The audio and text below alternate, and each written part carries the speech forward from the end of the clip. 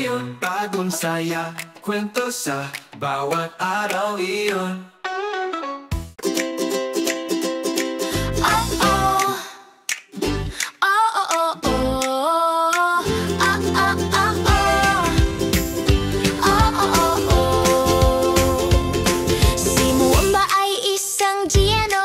Masigla at maliwanag sa kanyang adventurous na espiritu. Anong tanawin?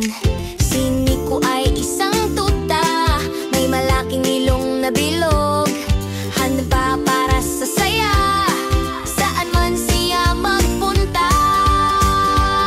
Mula sa Camps Bay hanggang sa Clifton Beach, naglalaro sa mga alon, nagtuturo kami ng mga aral, gumagawa ng mga kastilyo sa buhangin, gumulong sa buhangin. Si Momba at Nico, isang masayang grupo. Momba at Nico, tara na't maglaro, tumakbo, tumawa buong araw. Mula sa timog angking hanggang sa dagat na asul, ang Cape Town ay tumatawag at kami pupunta rin.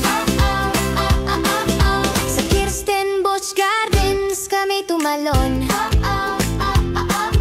nahulog sa mga dahon o anong kalat. Sa Cafe of Good Hope kami tumakbo, nahulog at tumawa, bumagsak sa lupa. Ang mga ubas sa Groot Constantia, matamis at malasa. Nico ay nagnakaw ng kagat, oops, anong saya. Sa Stellenbosch kami nagtakbuhan, ngunit ay naunahan kami ni Nico, tumakbo siya palayo. Momba at Nico, tara na't maglaro, tumakbo, tumawa buong araw.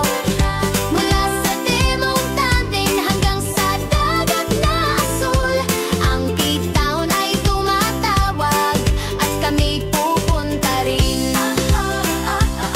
Sa Boca Up ang mga kulay, masigla at matapang, kami tumatakbo sa mga kalsada, sa mga kwento na hindi pa nasasabi. Sa sites mo kami medyo magulo, ang sining ay naroroon, ngunit kami sobrang maliko. Sa Lion's Head kami nag-hike, dumudulo